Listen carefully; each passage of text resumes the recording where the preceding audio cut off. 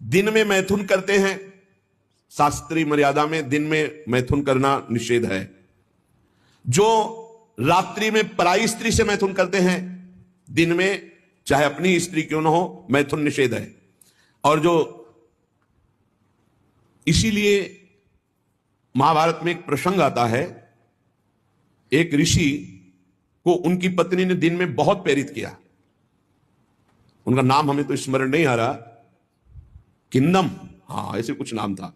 तब उन्होंने कहा दिन में पुरुष रूप में तो हम आपके साथ मैथुन कर नहीं सकते, आप बहुत प्रेरणा करती, इसलिए पशु बनना पड़ेगा। तो आप भी अपने संकल्प से मृगी रूप धारण करें, मैं मृग रूप धारण करता हूं। ऐसा ही हुआ, मृग रूप होकर के वो सहवास कर रहे थे। इतने में ही महाराज पांडु ने देखा तो उन्होंने बाण संधान कर दिया। अब जे ही बाण लगा तो मृग रूप तो हट गया ऋषि। तब वो हाहा खाए कि मुझे नहीं पता था कि आप ऋषि है। तो उन्होंने घटना बताई थी कि मेरी पत्नी विवश थी काम से, इसलिए मुझे पशु रूप धारण करना पड़ा, क्योंकि दिन में मनुष्य रूप से मैं तो नहीं किया जा सकता। जाओ, तुमने मुझे इस स्थिति में मारा है, अगर ऐसी स्थिति तुम्हारी हुई अपनी पत्नी के साथ तो तुम्हारी मृत्यु का योग हो जाएगा। और मृत्यु का योग हो भी गया। तो जो दिन में अपनी स्त्री से या रात्रि में पराई स्त्री से, वो यहां पापी जन लाए जाते हैं। बहुत गहरा कुंड है जो खोपड़ी के बल उसमें छोड़े जाते हैं, लोहे के बड़े बड़े नीचे कांटे लगे हुए, पूरा बिंद जाते हैं, फिर निकाले गए, फिर फेंके। अरे भाई होश में जैसी धरिवंश नरक गति दुर्भरी हम द्वारे कटियत नक्षी के।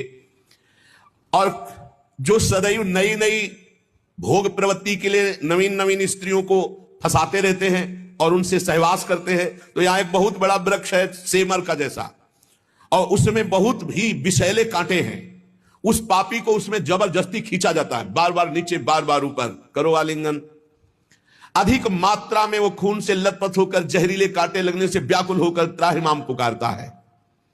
जो लोग पराई स्त्रियों को फुसलाकर उनके सतीत्व को नष्ट करते हैं, जो लोग अपने धन के घमंड में आकर गुरुजनों को नीचा दिखाते हैं, जो लोग अपने गुरुजनों के प्रति रोष दृष्टि रखते हैं, उनको यहां लाकर जैसे चटनी पीसी जाती शिला में, ऐसे बड़ी बड़ी शिलाओं से उनको पीसा जाता है। यमदूत सुमति जी को बता रहे हैं, और वो बहुत कष्ट पाता है। ये यमलोक बड़ा दुखमय है, दिन रात यहां व्यथा ही व्यथा है।